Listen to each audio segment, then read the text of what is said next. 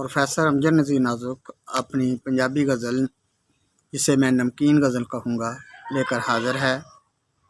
और आप देख रहे हैं प्रोग्राम कविता यूट्यूब चैनल इंकशाफ पर। जी सुनिए नमकीन गज़ल।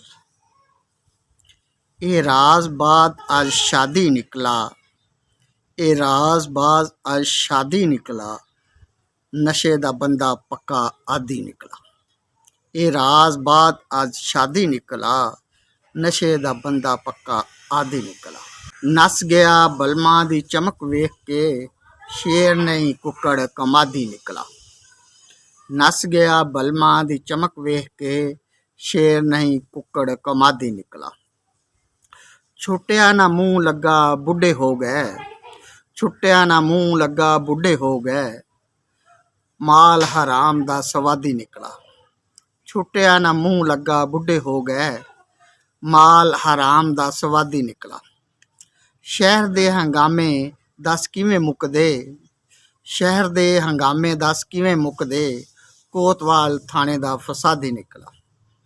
शहर दे हंगामे दस किवें मुकदे, कोतवाल थाने दा फसादी निकला।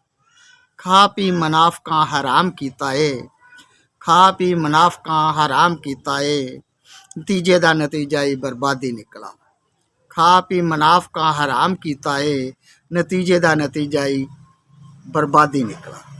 रोना पिया ज़माने नू रास दस के, रोना पिया ज़माने नू रास दस के, प्यार दा जलूस वादी वादी निकला।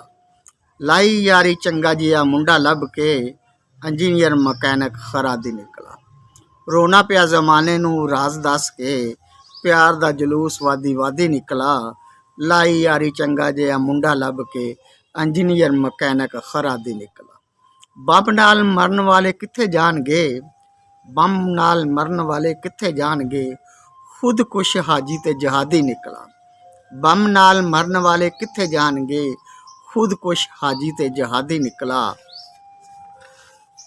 उन्ना कसर कोई ना बाकी छड्डी सी, उन्ना कसर कोई ना बाकी छड्डी सी, साडा भी इरादा सी फलादी निकला।